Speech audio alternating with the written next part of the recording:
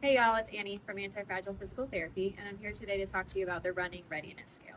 This is a 5-point test that we can do to determine whether or not you might be at increased risk for injury with running. Here in Asheville, we see lots of runners, all the way from the competitive ultra runner down to the 5K casual runner and everybody in between. And we recognize how important it is to be strong, stable, and have good endurance to be able to run safely and for a long time. So if you come on inside with me, we can look at this Running Readiness Scale, talk about what you need to do to have a good score on it, and then what we can do after. In this video, I'm going to demonstrate the Running Readiness Scale assessment, which is 5 moves that will help us evaluate your risk for injury with running.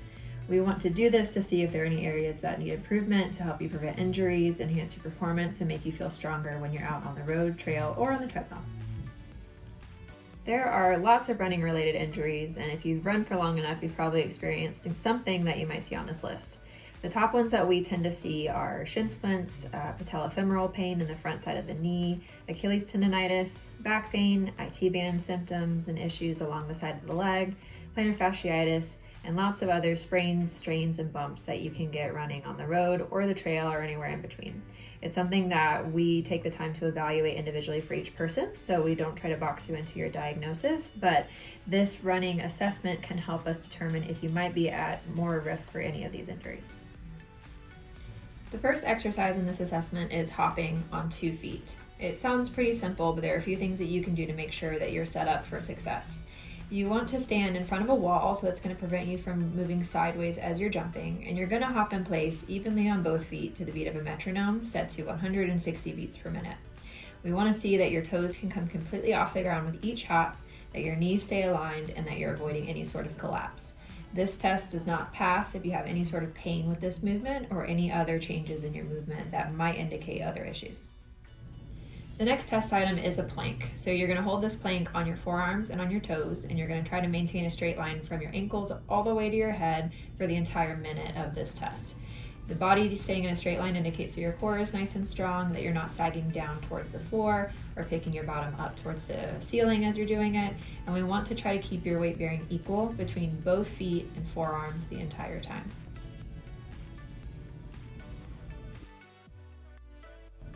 Now we have step ups. So you're going to step up onto a box 1 foot at a time, and then step back down following the beat of the metronome set at 160 steps per minute.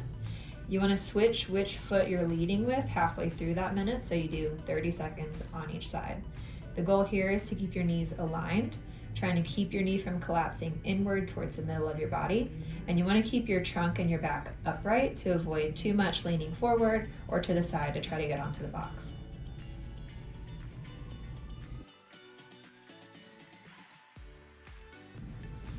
The next test item is a single leg squat. So you're going to stand on 1 foot with the other foot lifted off the ground out in front of you, and you're going to perform a small squat to the beat of the metronome. This time you're going to set it at 80 beats per minute. You're going to go down on the first beat, up on the second beat. And you're going to ensure that you switch legs halfway through this exercise, again at the 30-second mark. We're going to try to have you maintain your balance so you're not tipping over, putting your other foot down to help you stay solid, and keeping your hips nice and level. Just like the other test, if you have any pain with this exercise, we're going to mark it as a fail and then look into that further to see what's going on. The last test item is a wall sit. So you're going to sit up against a wall with your back flat on the wall and squat down until your thighs are parallel to the ground. You want to maintain this position for an entire minute. What I'm looking for is that your thighs are parallel to the floor, that you're sitting upright and avoiding any sort of sideways or forward lean to compensate. We want to see equal weight bearing in both of your feet as well, so that you're not shifting too much weight onto one leg or foot to avoid the opposite. Like the other ones, any pain here, we want to evaluate that and see what's going on.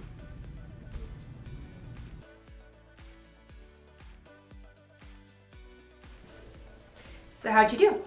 If you didn't get a 5 out of 5, that's okay. There's still hope. What we want to see is that you got more than a 3 out of 5. So 4 out of 5 is okay, 5 out of 5 is perfect. But if you have less than a 3 out of 5 on that test, then you might be at increased risk for injury.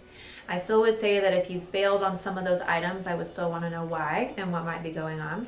So if you can come on in today, we can schedule an assessment and see exactly what's happening, why you might be failing some of those test items, and then get you a personalized plan to make sure that you get stronger, feel better, and can get back to running.